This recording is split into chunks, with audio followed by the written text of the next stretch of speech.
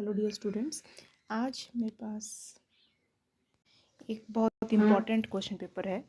Question paper of environment science कहीं से मुझे मिला। तो जब मैंने देखा इन्वायरमेंट साइंस जो है ये HP यूनिवर्सिटी में BA BSc और BCom फर्स्ट ईयर स्टूडेंट्स के लिए बहुत इम्पॉर्टेंट है, क्योंकि बहुत सारे जो बच्चे हैं उनके लिए कंपलसरी पेपर है इन्वायरमेंट साइंस का। आप देख सकते हैं यहाँ पे लिखा है BA BSc BCom, तो सबके लिए बड़ा इंपॉर्टेंट है। और मैं देख रही थी कि कुछ साल या मतलब 2-3 सालों से जब भी मैं इस पेपर के बारे में देख रही हूँ, तो I have seen that most of the students they fail in this paper. बहुत से बच्चे हैं इसको बहुत ही लाइटली लेते हैं, इन्वायरमेंट साइंस की अच्छी तरह स्टडी नहीं करते हैं, और जब रिजल्ट आता है तो मुझे लगता है कि 80% बच्चे their students were failed in this exam. तो क्या रीज़न है कि बच्चे इसमें फ़ेल हो जाते हैं? या तो उसको समझ नहीं पाते या बहुत लाइटली लेते हैं। तो मैं सबसे रिक्वेस्ट करती हूँ कि इन्वायरमेंट साइंस को प्लीज़ अच्छी तरह पढ़ें, इसको ऐसे ना लें, क्योंकि ये बहुत ही स्कोरिंग पेपर होता है और अगर आपको नहीं आता है तो ये बहुत अनस्कोरिंग भी बन जाता है। इससे आपकी परसेंटेज बहुत लो जा सकती है। तो इसीलिए मेरे पास आज ये क्वेश्चन पेपर है और बहुत इम्पॉर्टेंट क्वेश्चन पेपर है। आप सारे इसके क्वेश्चन देख सकते हैं। इसमें से क्या है आपके पास 100 मार्क्स का ये क्वेश्चन पेपर है, 3 आवर्स का है। और इसमें जो क्वेश्चन ए है वो कंपल्सरी क्वेश्चन है। क्वेश्चन ए जो है question number 1, it is compulsory question. इसमें 10 MCQs दिए गए हैं क्वेश्चन नंबर 1 में, और आपको MCQ सॉल्व करने हैं। बाकी 4 क्वेश्चंस और करने हैं आपको इसमें, जो which will be the compulsory. लिखा है attempt 1 question from each section. तो दो क्वेश्चन दिए गए हैं, उसमें से आपको सिर्फ एक करना है। और सेक्शन 1 इज़ कंपल्सरी। जो MCQ टाइप क्वेश्चन है वो क्या है आपके पास, कंपल्सरी है। ठीक है, तो आप देख सकते हैं इसका exam. These are the question number 1, first and second part.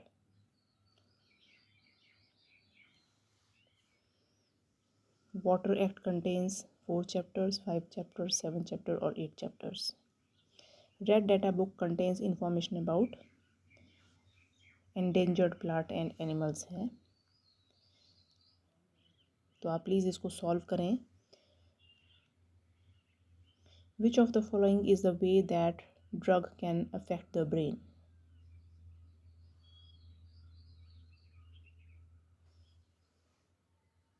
Which of following is not the function of state pollution control board. अच्छा, एक और चीज़ कि इसमें बहुत ही साइंटिफिक होता है ये पेपर। तो आर्ट्स के स्टूडेंट्स को बड़ी प्रॉब्लम देखी मैंने कि आर्ट के स्टूडेंट्स का ही जो लेवल है वो बहुत कम है। आर्ट्स के स्टूडेंट ज़्यादा फेल होते हैं। साइंस मेडिकल के स्टूडेंट बहुत अच्छी तरह इसको अटेम्प्ट कर सकते हैं, उनके लिए बहुत स्कोरिंग है। तो प्लीज़ आप थोड़ा सा इसके ऊपर फोकस करें, जो क्वेश्चन हैं उनको सॉल्व करें और उससे रिलेटेड क्वेश्चन सारे अपनी बुक्स में पढ़ें। What are the main objectives of Kyoto Protocol? Which of the following is an example of a keystone species in an ecosystem? ये जो यहाँ पे लिखा गया है, it is an example of a keystone species in a ecosystem. Poaching is a major threat to many species, particularly those with valuable body parts. Poaching क्या होता है? जो भी हम शिकार करते हैं, जैसे हाथी का शिकार कर रहे हैं उनके दांतों के लिए, दैट इज़ पोचिंग। ठीक है, किसी जानवर का शिकार कर रहे हैं उसके खाल के लिए, ठीक है, जो भी उससे ले रहे हैं that is called as poaching, उनको मार देना। अब आता है हमारे पास descriptive type of question paper. Question number 1, describe the process of photosynthesis. ये बहुत ही जनरल पेपर है। प्रोसेस ऑफ फोटोसिंथेसिस हम बचपन से पढ़ते आ रहे हैं, how photosynthesis is done, and give the 3 types of ecological pyramids. Give 3 types of ecological pyramids. सब ने पढ़ा होता है इकोलॉजिकल पिरामिड, मतलब ये फूड चेन के बारे में पूछा गया है यहाँ पे। Explain the concept of in situ and ex situ conservation. In situ and ex situ conservation that provide example. In situ और एक्स सीटू क्या होता है? जैसे हम वाइल्ड लाइफ में किसी चीज़ को रखते हैं, ठीक है, अपने अंदर किसी चीज़ को रखते हैं, इन सीटू और एक्स सीटू कैसे हम कंजर्व कर सकते हैं, और इनके बेनिफिट्स और लिमिटेशन। वाइल्ड लाइफ रखे होते हैं हमने और बहुत सारी सेंचुरीज बनाई होती हैं, these are the method of preservation. Explain how human activities such as deforestation and pollution can impact the structure and function of ecosystem. बहुत ही जनरल पेपर, साइंस का स्टूडेंट, कोई भी स्टूडेंट बहुत इजीली कर सकता है इस वाले पेपर को। Sorry, how activities of deforestation and pollution can impact the structure and function of ecosystem. Provide example to support your answer. बहुत ही easy question. What is the role of biodiversity in maintaining the structure? Biodiversity का क्या role है structure को maintain करने का ecosystem के? How might a loss of biodiversity impact the ecosystem? ठीक है, तो बायोडाइवर्सिटी अगर आप बुक पे पढ़ेंगे तो बहुत इजी है ये क्वेश्चन भी. Discuss some of the management strategies that you can use to protect the restore fresh water ecosystem. Fresh water ecosystem को प्रोटेक्ट करने के लिए क्या क्या कर सकते हैं हम? What are the natural resources? बहुत ईजी. नेचुरल रिसोर्सेज क्या होते हैं? Classify natural resources based on their availability. जो भी हमें नेचर से मिलते हैं रिसोर्सेज, जैसे क्या है, एयर, प्लांट, जो भी हवा है, पानी है, सॉइल है, these all are natural resources. How we can protect them? हम उनको प्रोटेक्ट कैसे कर सकते हैं? Describe soil and land resources and their conservation. Soil resource क्या होता है और लैंड रिसोर्स क्या होता है, उसकी कंजर्व कैसे कर सकते हैं? ठीक है. Discuss status and distribution of forest in India. India में फॉरेस्ट किस तरह से डिस्ट्रीब्यूट हुए हैं, ये तो आपको बुक में पढ़ के पता चलेगा कैसे कैसे करोगे आप इसको.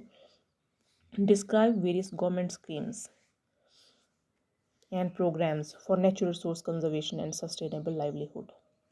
गवर्नमेंट की कौन कौन सी स्कीम्स हैं? ठीक है, तो ये आप पढ़ें अपने थॉरली अपनी बुक्स में. Compare and contrast the ozone depletion mechanism in Arctic and Antarctic. Ozone depletion बहुत ही इंपॉर्टेंट मुद्दा है. जो भी साइंस के स्टूडेंट्स हैं, जो नहीं के साइंस से स्टूडेंट पढ़ सकते हैं, सब इसको समझ सकते हैं कि व्हाट इज़ ओजोन डिप्लेशन. हमारी अर्थ के अराउंड, जैसे हमारी अर्थ है उसके अराउंड एक लेयर होती है. किसकी? एक गैस की लेयर होती है. और कौन सी गैस है ये? ओजोन है. ओजोन को कैसे लिखते हैं? O3. तो ओजोन डिप्लेशन कैसे हो रहा है, ये कैसे कैसे धीरे धीरे गायब हो रही है, और क्या काम है ओजोन का? ये हमें यूवी विजिबल रेज से क्या करती है? प्रोटेक्ट करती है. ठीक है.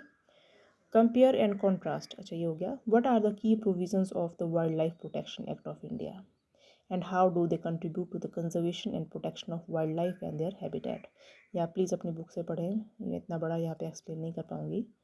What are the major sources of air pollution. बहुत ही जनरल क्वेश्चन, मतलब जिस बच्चे को थोड़ा जनरल भी लिखना आता है ना, वो भी इसको बहुत अच्छे से स्कोर कर सकता था इसमें.